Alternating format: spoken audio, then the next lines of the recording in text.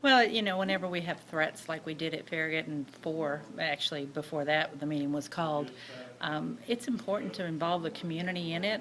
It's important to get information to them, and it's important to get from them what concerns they have. I thought there were some really great ones that I can immediately latch on to.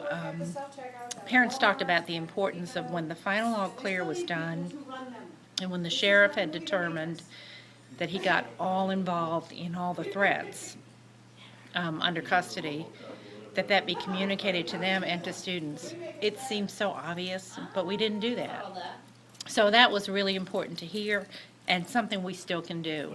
I think the rest we have to take in and see how well they work into, putting a plan in place. I don't want to judge any of them. I'm just glad to have people open to ideas, sharing their thoughts. I think when you put all those thoughts together, we'll always be able to improve the plan. I think we do a critical review in the school system now of what went on. We see where we need to make improvements. We acknowledge where we were really strong and make sure that gets back to the people involved.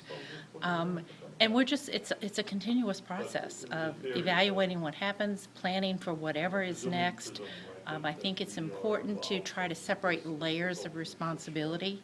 So I would love to see that those who are involved in stabilizing the school situation during a lockdown can put 100% of their focus on that.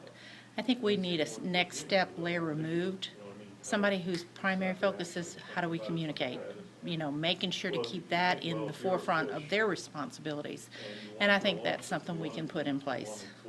I thought it was a really good conversation tonight. I think I think we wanted to have a productive dialogue. I think we did. I think we got some really good feedback. I think we were able to communicate that our goal is to, first and foremost, keep our students safe. And that's what we work on every day. That's what we work on through all of these crisis situations. But we also seek to make sure that we provide good information to parents and families as quickly as we possibly can. And that's a delicate balance. We want to make sure that we're as transparent as possible and provide accurate information and do it as timely as possible. But we don't want to get out in front of things and give inaccurate information. And so it was actually a really good conversation tonight to talk about the information needs of families and our community, but also to really balance some of that against working through the potential crisis situation and making sure that we're focused first and foremost on keeping our kids safe.